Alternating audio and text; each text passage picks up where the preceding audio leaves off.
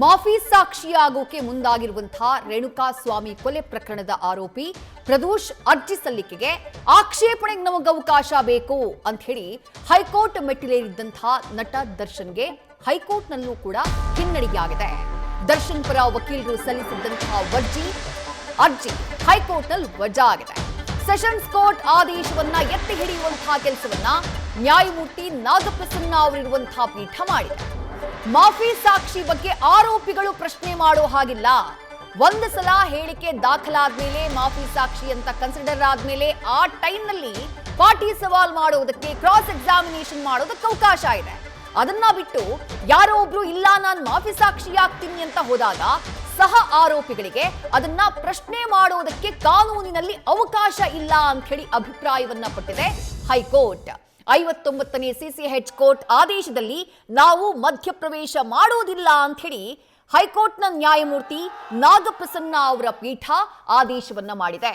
ಈ ಸಂದರ್ಭದಲ್ಲಿ ದರ್ಶನ್ ಪರ ವಕೀಲರಾದಂತಹ ಹಶ್ಮತ್ ಪಾಷಾ ನಮ್ಮ ವಾದವನ್ನ ಆಲಿಸಬೇಕು ಅಂತ ಹೇಳಿ ಮನವಿ ಮಾಡ್ಕೊಳ್ತಾರೆ. ಆ ಟೈಮ್ನಲ್ಲಿ ನ್ಯಾಯಮೂರ್ತಿಗಳು ಕೇಳ್ತಾರೆ, ನಿಮ್ಮನ್ನ ಕೇಳಿ ಅನುಮತಿ ಕೊಡಬೇಕಾ ಅಂತ ಹೇಳಿ ಪ್ರಶ್ನೆ ಮಾಡ್ತಾರೆ.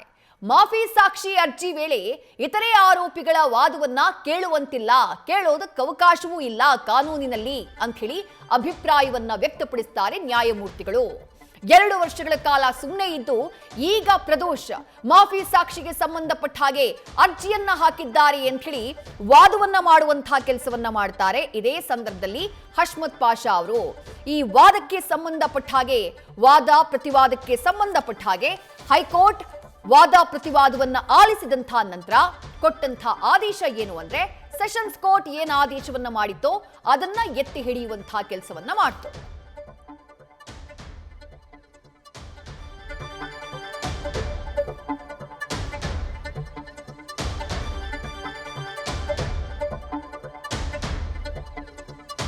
ದರ್ಶನ್ ಪರ ವಕೀಲ ಹಶ್ಮತ್ ಪಾಷಾ ಅವರು ಮಾಡಿದಂತಹ ವಾದ ಏನು? ಹೈಕೋರ್ಟ್ ನಾಗಪ್ರಸನ್ನ ಅವರ ಪೀಠದಲ್ಲಿ ಅರ್ಜಿ ವಿಚಾರಣೆ ನಡೆದಿದ್ದು ಏನೇನಾಯ್ತು ಅನ್ನೋದನ್ನ ನೋಡ್ತಾ ಹೋಗೋಣ. ದರ್ಶನ್ಗೆ ಮಾಫಿ ಸಾಕ್ಷಿ ಅರ್ಜಿಯ ಸಂದರ್ಭದಲ್ಲಿ ವಾದಕ್ಕೆ ಅವಕಾಶವನ್ನ ಕೊಡ್ತಾರೆ ದರ್ಶನ್ ಪರ ವಕೀಲರಾದಂತಹ ಹಶ್ಮತ್ ಪಾಷಾ. ಈಗ ಪ್ರದೋಷ್ ನಾನ್ ಮಾಫಿ ಸಾಕ್ಷಿ ಆಗ್ತೀನಿ ರೇಣುಕಾ ಸ್ವಾಮಿ ಕೊಲೆ ಕೇಸ್ನಲ್ಲಿ ಅಂತ ಅರ್ಜಿಯನ್ನ ಸಲ್ಲಿಸಿರೋದು ನಿಮಗೆ ಗೊತ್ತೇ ಇದೆ. ಆಗಸ್ಟ್ 18ನೇ ತಾರೀಕಿನ ನಂತರ ಪ್ರದೋಷ್ ಹೇಳಿಕೆ ದಾಖಲಾಗುತ್ತೆ. ಆದ್ರೆ ಆ ಅರ್ಜಿಗೆ ನಾವು ಆಕ್ಷೇಪಣೆ ಸಲ್ಲಿಸ್ತೀವಿ ಅನ್ನೋದು ದರ್ಶನ್ ಪರ ವಕೀಲರ ವಾದ ಆಗಿತ್ತು. ಸೆಷನ್ ಕೋರ್ಟ್ ಇಲ್ಲ, ನೀವು ಆಕ್ಷೇಪಣೆ ಸಲ್ಲಿಸೋ ಹಾಗಿಲ್ಲ ಅಂತ ಹೇಳಿ ಮೊನ್ನೆಯಷ್ಟೇ ತೀರ್ಪನ್ನ ಕೊಟ್ಟಿತ್ತು. ಅದನ್ನ ಪ್ರಶ್ನಿಸಿ ದರ್ಶನ್ ಪರ ವಕೀಲರು ಹೈಕೋರ್ಟ್ ಮೊರೆ ಹೋಗಿದ್ದು ಇವತ್ತು ಹೈಕೋರ್ಟ್ ನಲ್ಲಿ ಅದರ ವಿಚಾರಣೆ ನಡೆಯಿತು. ಆ ಸಂದರ್ಭದಲ್ಲಿ ದರ್ಶನ್ ಪರ ವಕೀಲ ಹಶ್ಮತ್ ಪಾಷಾ ವಾದವನ್ನ ಮಂಡನೆ ಮಾಡ್ತಾರೆ. ನಮಗೆ ವಿಚಾರಣೆಗೆ ಅರ್ಜಿಯ ಸಂದರ್ಭದಲ್ಲಿ ನಮ್ಮ ವಾದಕ್ಕೂ ಕೂಡ ನೀವು ಅವಕಾಶವನ್ನ ಕೊಡಬೇಕು ಅಂತ ಹೇಳಿ ಆ ಸಂದರ್ಭದಲ್ಲಿ ನ್ಯಾಯಮೂರ್ತಿ ಪ್ರಸನ್ನ ಕುಮಾರ್ ಅವರು ಮಾಫಿ ಸಾಕ್ಷಿ ಅರ್ಜಿಯ ವೇಳೆ ಆಕ್ಷೇಪಣೆಯನ್ನ ಸಲ್ಲಿಸುವಂತಿಲ್ಲ ಅಂತ ಹೇಳಿ ಅಭಿಪ್ರಾಯವನ್ನ ವ್ಯಕ್ತಪಡಿಸುತ್ತಾರೆ. ಯಾವಾಗ ಮಾಫಿ ಸಾಕ್ಷಿಯ ಆ ಪ್ರಕ್ರಿಯೆ ಏನಿದೆ ಆ ಪ್ರಕ್ರಿಯೆಯಲ್ಲಿ ಲೋಪ ಆಗುತ್ತಲ್ಲ, ಕಾನೂನಾತ್ಮಕ ಲೋಪಗಳು ಏನಾಗುತ್ತೆ, ಆ ಸಂದರ್ಭದಲ್ಲಿ ಆರೋಪಿಗಳಿಗೆ ಪ್ರಶ್ನೆ ಮಾಡೋದಕ್ಕೆ ಅವಕಾಶ ಇದೆ.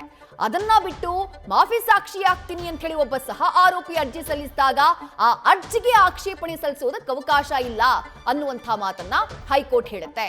ಹೈಕೋರ್ಟ್ ಯಾವ ರೀತಿಯಾಗಿ ತನ್ನ ಅಭಿಪ್ರಾಯವನ್ನ ವ್ಯಕ್ತಪಡಿಸಿದ್ದು, ಮಾಫಿ ಸಾಕ್ಷಿ ಆಗ್ತೀನಿ ಎಂದಾಗ ಪ್ರಕರಣದ ಮತ್ತೊಬ್ಬ ಆರೋಪಿ ಅದನ್ನ ಪ್ರಶ್ನಿಸೋದಕ್ಕೆ ಬರೋದಿಲ್ಲ.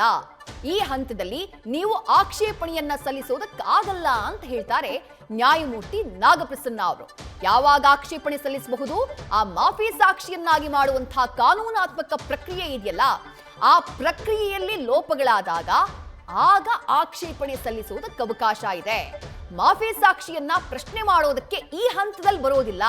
ಕ್ರಾಸ್ ಎಕ್ಸಾಮಿನೇಷನ್ ಯಾವಾಗ, ಹೇಳಿಕೆ ದಾಖಲಾದಂತಹ ನಂತರದಲ್ಲಿ, ಆ ಪಾಟಿ ಸವಾಲ್ ಯಾವಾಗ, ಪ್ರದೋಷ್ನ ಹೇಳಿಕೆಗಳು ದಾಖಲಾದಂತಹ ನಂತರದಲ್ಲಿ. ನೀವು ಹೇಳಿಕೆ ದಾಖಲು ಮಾಡೋದಕ್ಕೆ ನಾವು ತಡೆಯನ್ನ ಒಡ್ತೀವಿ, ಆಕ್ಷೇಪಣೆಯನ್ನ ಸಲ್ಲಿಸ್ತೀವಿ ಅಂದ್ರೆ ಅದಕ್ಕೆ ಅವಕಾಶ ಇಲ್ಲ ಅಂತ ಹೇಳ್ತಾರೆ ನ್ಯಾಯಮೂರ್ತಿ ನಾಗಪ್ರಸನ್ನ ಅವರು.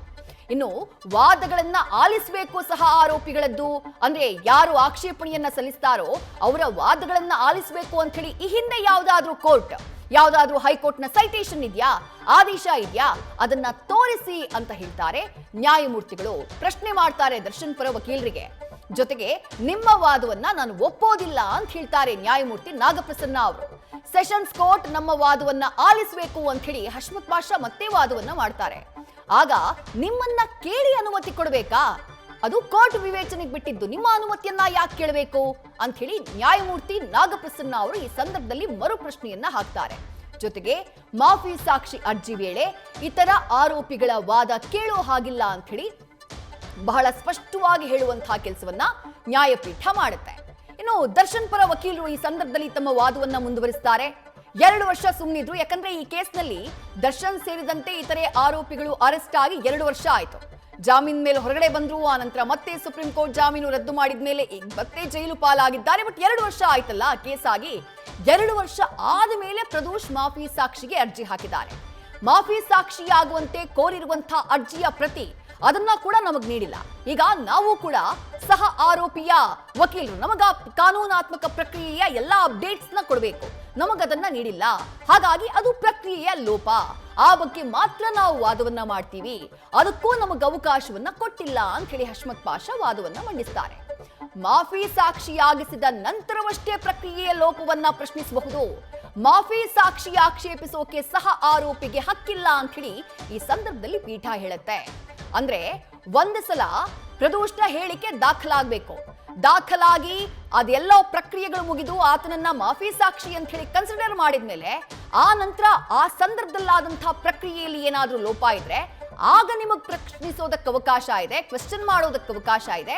ಈಗ ಆಕ್ಷೇಪಣೆ ಸಲ್ಲಿಸೋದಕ್ಕೆ ಅವಕಾಶ ಇಲ್ಲ ಅಂತ ಹೇಳಿ ಬಹಳ ಸ್ಪಷ್ಟವಾಗಿ ನ್ಯಾಯಮೂರ್ತಿ ನಾಗಪ್ರಸನ್ನ ಅವರಿದ್ದಂತಹ ಪೀಠ ಹೇಳಿದೆ.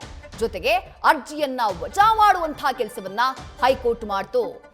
ಸೆಷನ್ಸ್ ಕೋರ್ಟ್ ಹೇಳಿಕೆಯನ್ನ ಉಲ್ಲೇಖ ಮಾಡ್ತಾರೆ. ಈ ಸಂದರ್ಭದಲ್ಲಿ ಪ್ರಾಸಿಕ್ಯೂಷನ್ ವಕೀಲರು ಪ್ರಸನ್ನ ಕುಮಾರ್ ಅವರು, ಎಸ್ಪಿಪಿ ಪ್ರಸನ್ನ ಕುಮಾರ್ ಅವರು ಕೊಟ್ಟಂತಹ ಹೇಳಿಕೆಯನ್ನ ಈ ಸಂದರ್ಭದಲ್ಲಿ ತರಾಟೆಗೆ ತೆಗೆದುಕೊಳ್ತಾರೆ. ನಾಗಪ್ರಸನ್ನ ಅವರು ಏನ್ ಹೇಳ್ತಾರೆ ಅಂದ್ರೆ, ಈ ವಾದ ಪ್ರತಿವಾದ ಆಗ್ತಾ ಇತ್ತಲ್ಲ, ನ್ಯಾಯಮೂರ್ತಿಗಳು ತಮ್ಮ ಅಭಿಪ್ರಾಯವನ್ನ ವ್ಯಕ್ತಪಡಿಸ್ತಾ ಇದ್ದಾಗ ಪ್ರಸನ್ನ ಕುಮಾರ್ ಅವರು ಮಿಡ್ಲಲ್ಲಿ ಒಂದು ಮಾತು ಹೇಳ್ಬಿಡ್ತಾರೆ.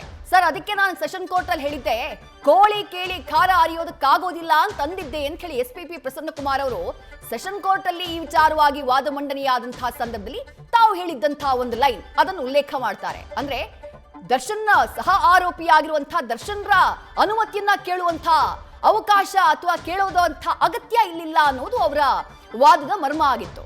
ಅದನ್ನ ನೀವು ಇಲ್ಲಿ ಹೇಳೋದಕ್ಕೆ ಹೋಗಬೇಡಿ ಅಂತ ಹೇಳಿ ನ್ಯಾಯಮೂರ್ತಿ ನಾಗಪ್ರಸನ್ನ ಅವರು ಆ ಸಂದರ್ಭದಲ್ಲಿ ಗರಂ ಆದ್ರು.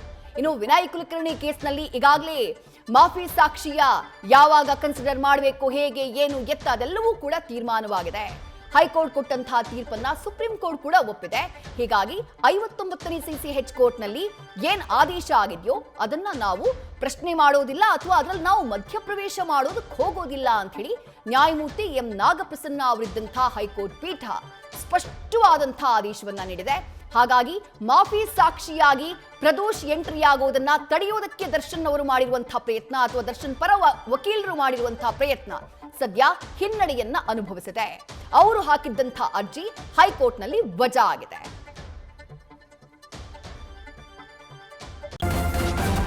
ನ್ಯೂಸ್ ಫಸ್ಟ್ ನಿರ್ಭೀತಿಯಿಂದ ನಿಮ್ಮ ಪರವಾಗಿ.